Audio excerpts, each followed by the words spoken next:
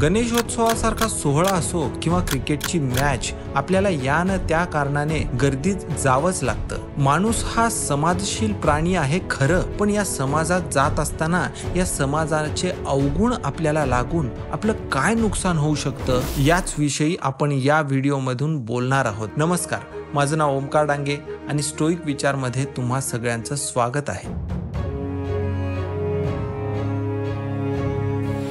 आपल्या सगळ्यांना एक चांगला व्यक्ती बनण्याची इच्छा असते। एक असा व्यक्ती जो खुश आहे स्वतः सोबत, स्वतःच्या परिस्थिती सोबत आणि त्याच्या नशिबासोबतही। पण आपल्यात काही अवगुण हे भरल्या जातात आणि हे कशामुळं, तर इतरांच्या अनुकरण करण्यामुळं। सेनेकाच्या मते एक बर्बाद झालेला जोडीदार दुसऱ्याला हळूहळू दुर्बल आणि कमकुवत बनवत असतो। एक श्रीमंत शेजारी दुसऱ्यात इच्छेची आग भडकवत असतो आणि एक खुन्नशी जर सोबती असेल तर सगळ्यात सोज्वल आणि उघड असलेल्या स्वभावालाही संसर्गित करत असतो। मित्रहो, ही इतर लोकच आहेत ज्यांच्या सहवासाने आपण आपल्या स्वभाव वृत्तीत बदल करू लागतो। या जमावापासून आपल्याला वेगळे होणं खूप गरजेचं आहे। सेनेका म्हणतात, घरातून निघताना घेऊन गेलेला स्वभाव परत येताना तो कधीच नसतो। ज्या गोष्टी आधी स्थिर झालेल्या असतात त्या परत ढवळल्या जातात आणि ज्यांची मी सुटका करून घेतलेली असते त्या परत येताना मला दिसतात। कित्येक लहान मुलं त्यांच्या संगतीमुळे आज व्यसनाधीन, स्त्री पुरुषाचा भेदभाव करणारी, जात धर्मावरून मनात चीड घेऊन वाढताना आपल्याला दिसतायत। पण हे का, कोण शिकवतं यांना? उत्तर आहे जमाव, गर्दी। सेनेका म्हणतात, जितकी मोठी ही गर्दी तितका मोठा धोका असतो।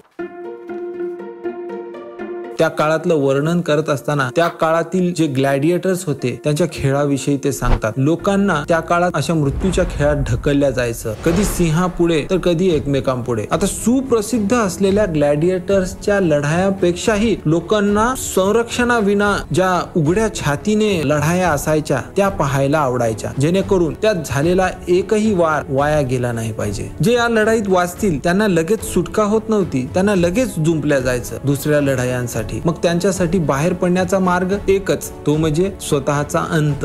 आता ही मृत्युमुखी पडणारी लोक दरोडेखोर किंवा खुनी जरी असली आणि त्यांना त्यांचं मृत्यू हे डिझर्विंग जरी असलं तरी आपण काय पाप केलंय जे आपल्या समोर हे पाहायला मिळतंय? त्याचा खून कर, त्याला चापकाने मारा, आणखी रक्तपात करा। अरे तो आणखी शूरपणे बळी पडत नाहीये। अरे त्याला तलवारीने भ्यायला काय झालं? खेळात विश्रांती आली त्या दरम्यान आणखी काही गळे कापले गेले पाहिजेत, जेणेकरून काहीतरी चालत राहिले पाहिजे। जी लोक प्रेक्षकात थांबून असं ओरडतात, सेनेका म्हणतात, ती लोक घरी गेल्यावरही ह्या गोष्टी सोबत घेऊन जात असतात आणि पुढे आपल्या आयुष्यातही त्याचं अनुकरण करायला लागतात।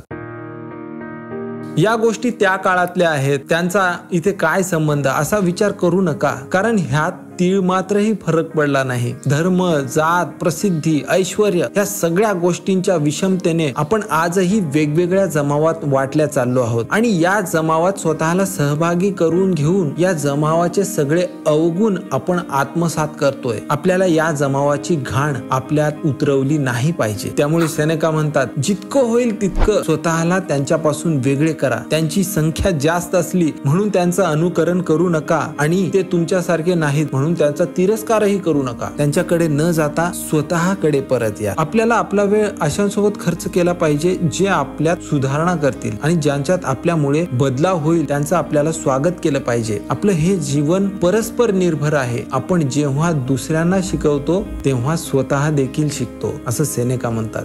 ज्याप्रमाणे या तत्वज्ञानाने माझी मदत केलेली आहे त्याचप्रमाणे हे इतरांच्याही मदतीला यावं, हेच ध्येय घेऊन मी निघालेलो आहे। त्यामुळे स्टोईक विचार या माझ्या YouTube चॅनलला तुम्ही नक्की सबस्क्राईब करा आणि हे व्हिडिओज तुमच्या मित्रमंडळींसोबत तुम्ही नक्की शेअर करा।